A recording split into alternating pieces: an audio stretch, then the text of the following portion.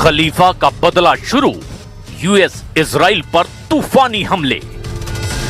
28 फरवरी 2026 से ईरान पर शुरू हुआ अमेरिका और इजराइल का हमला लगातार तेज होता जा रहा है।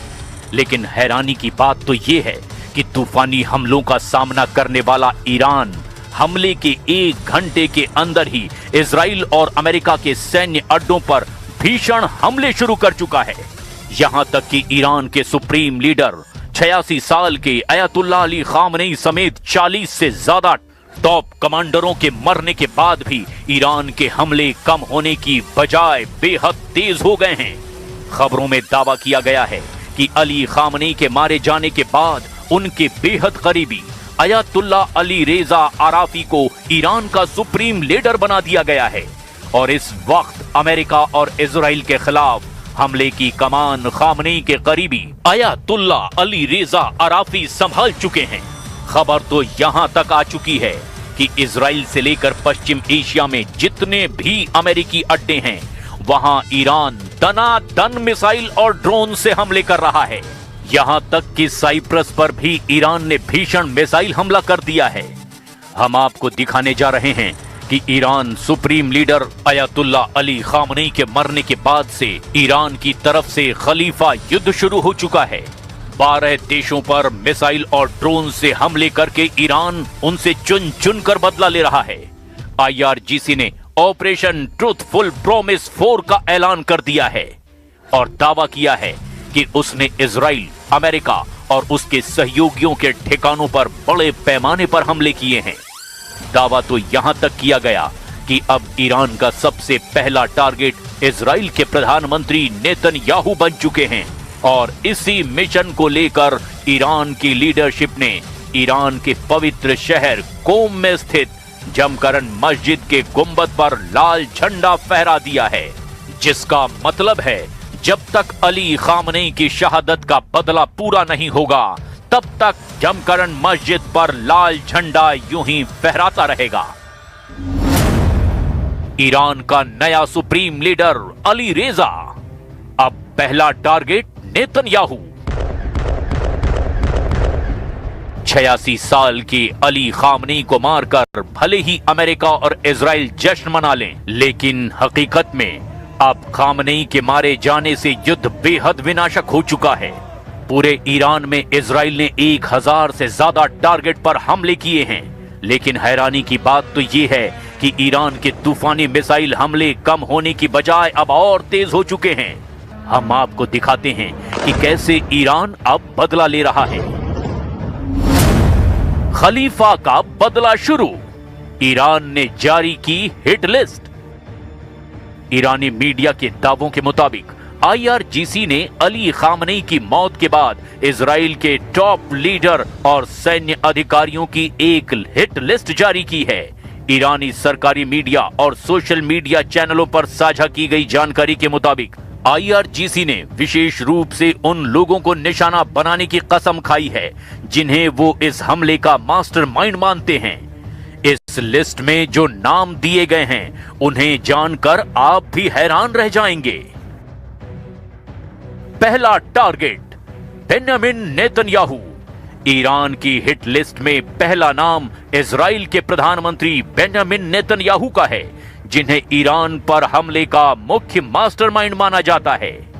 दूसरा टारगेट इजराइल कॉट्स।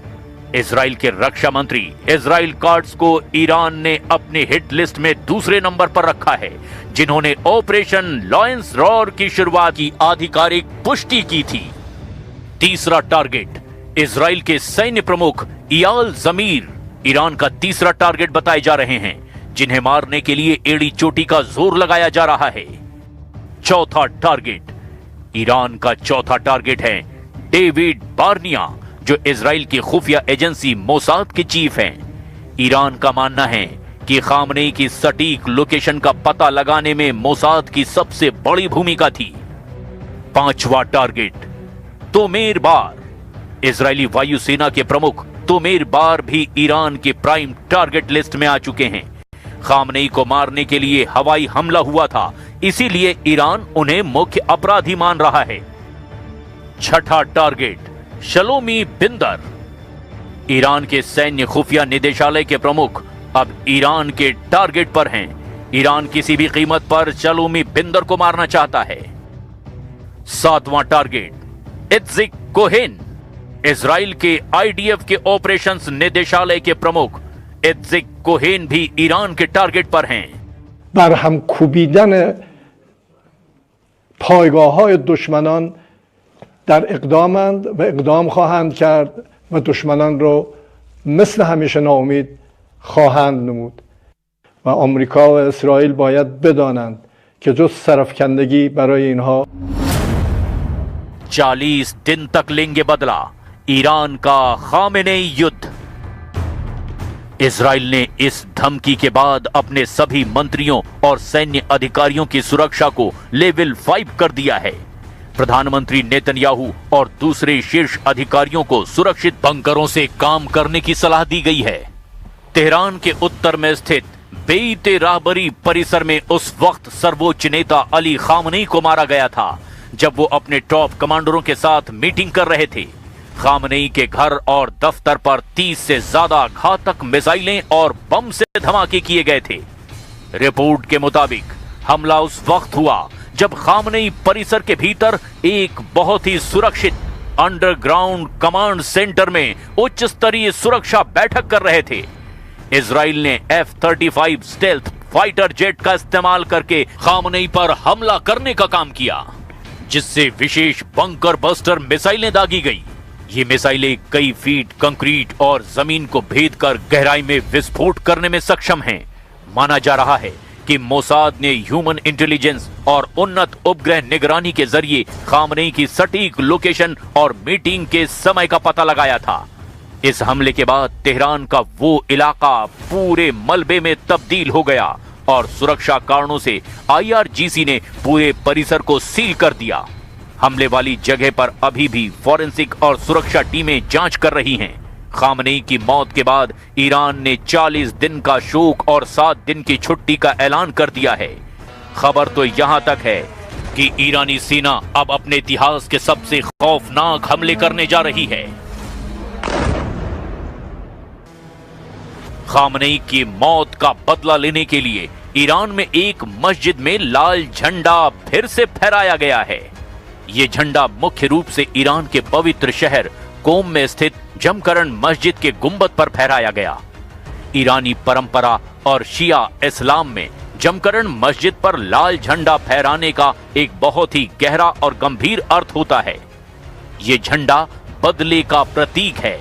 इसका मतलब है कि अन्यायपूर्ण तरीके से बहाए गए खून का बदला हर हाल में लिया जाएगा।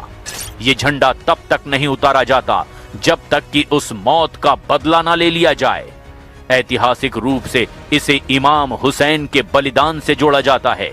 यह अमेरिका और इजराइल के लिए एक सीधी सैन्य चेतावनी है कि ईरान अब अनलिमिटेड जवाबी कार्रवाई के दौर में प्रवेश कर चुका है। खामनेई की मौत के बाद ईरान में 2 प्रकार के झंडे चर्चा में हैं। काला झंडा, ये मशहद के इमाम रजा श्राइन और अन्य सरकारी इमारतों पर फहराया गया जो शोक का प्रतीक है।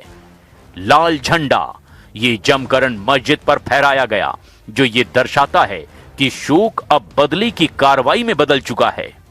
IRGC ने इस झंडे को फहराए जाने के बाद बयान दिया कि इमाम यानी खामनेई के कातिलों को पकड़ने वाला हाथ अब पीछे नहीं हटेगा। कुछ रिपोर्ट्स में दावा किया गया कि ईरान शोक के 40 दिन तक इजराइल और अमेरिकी अड्डों पर लगातार हमला करता रहेगा। अब तक ईरान ने इजराइल को मिलाकर 12 देशों पर हमला किया है। ईरान का दावा है कि उसने अमेरिका के 27 सैन्य अड्डों पर हमले किए हैं।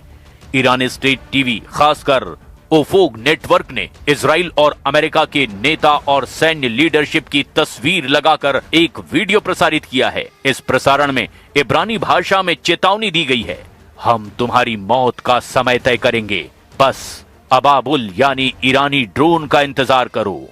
ईरान ने हाइपरसोनिक मिसाइलों से हमले तेज कर दिए हैं। फतह और खैबर शिकन इजराइल के उन एयरबेस को तबाह कर रही हैं जहां से ये अधिकारी अपनी गतिविधियों का संचालन करते हैं। शाहिद 136 और अबाबिल ड्रोन को खास ठिकानों पर हमले के लिए रवाना किया जा रहा है।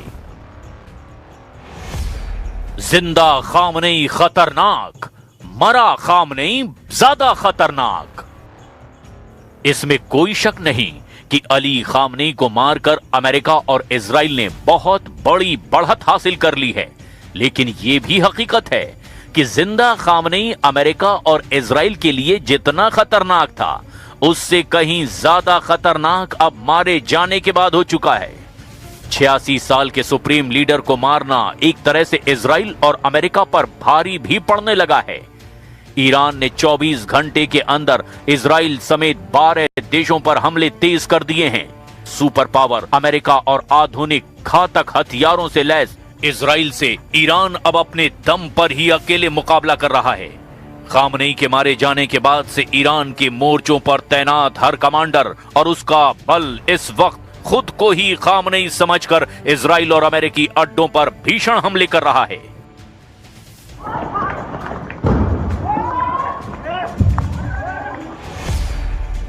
संयुक्त अरब अमीरात यानी यूएई पर हमला। अल दफरा एयर बेस अबू धाबी में इस बेस पर भीषण धमाकों की खबरें आई है। ये अमेरिका का एक बहुत महत्वपूर्ण हवाई अड्डा है। यहां भारी तबाही की खबरें हैं। जेबेल अली पोर्ट दुबई, इसे भी संभावित लक्ष्य के रूप में देखा गया है, जो अमेरिकी नौसेना के लिए एक प्रमुख स्थान है। यहां भी धमाके सुने गए हैं।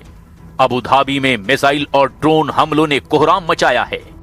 बहरीन, अमेरिकी 5वें बेड़े का मुख्यालय। मनामा में स्थित अमेरिकी नौसेना के इस महत्वपूर्ण मुख्यालय पर मिसाइल हमला किया गया। सोशल मीडिया और स्थानीय रिपोर्ट के मुताबिक बेस क्षेत्र से धुआं निकलता हुआ दिखाई दिया। कतर का अल उदीद एयरबेस, ये मध्य पूर्व में सबसे बड़ा अमेरिकी सैन्य अड्डा है। कतर के अधिकारियों ने यहां मिसाइलों को इंटरसेप्ट कर मार गिराने का दावा किया। हालांकि कुछ रिपोर्ट्स में यहां भारी नुकसान की भी खबर है। कुवैत का अली अल सलेम एयरबेस, जिसे द रॉक भी कहा जाता है, यहां धमाकों और हवाई हमलों के सायरन सुनाई देने की सूचना मिली। ईरान ने यहां पर भी ड्रोन और मिसाइलों से हमले किए। इराक का एन अल असद एयरबेस, पश्चिमी इराक में स्थित इस अमेरिकी बेस को निशाना बनाया गया। यहां भी भारी नुकसान की खबर है। इरबिल एयरबेस, उत्तरी इराक के कुर्दिस्तान क्षेत्र में स्थित इस बेस पर भी मिसाइलें दागी गई। यहां पर ईरान ने अपना दमखम दिखाया है। इजराइल पर हमला। ईरान ने इजराइल के अंदर सीधे तौर पर कई सैन्य और खुफिया ठिकानों को निशाना बनाया। नेवातीम एयरबेस, दक्षिण इजराइल में मौजूद, जहां पर F-35 विमान तैनात रहते हैं, यहां पर भी हमला हुआ। नेवातीम एयरबेस, जहां F-35 लड़ाकू विमानों के हैंगर हैं, यहां भी इन्हें निशाना बनाने की खबर है। रामत डेविड एयरबेस, उत्तरी इजराइल में मौजूद मुख्य वायुसेना का केंद्र है। हाइफा पोर्ट, यहां के नौसैनिक बुनियादी ढांचे पर हमले की खबर है।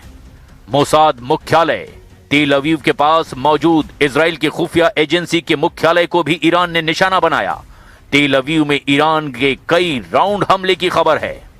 जॉर्डन, मुअफ्फाक अल सॉल्टी एयरबेस पर मिसाइलें गिरने और जॉर्डन के हवाई रक्षा तंत्र द्वारा कुछ मिसाइलों को मार गिराने की खबरें हैं। यहां भी ईरान ने गजब हमला किया। सऊदी अरब, कुछ अमेरिकी सुविधाओं को निशाना बनाने के प्रयास किए गए, जिसकी सऊदी अधिकारियों ने निंदा की। रियाद में जोरदार धमाके हुए हैं। ओमान में भी अमेरिकी ठिकानों पर ईरान ने मिसाइलों से हमले किए। साइप्रस, यहां भी ईरान ने 2 मिसाइलें दागी। ब्रिटेन ने खुद ईरानी हमलों की पुष्टि की है। कुल मिलाकर ईरान ने जिस तेजी से इजराइल और अमेरिकी अड्डों पर हमले किए, उसे देखकर साफ लगता है कि ईरान लंबी जंग को तैयार है।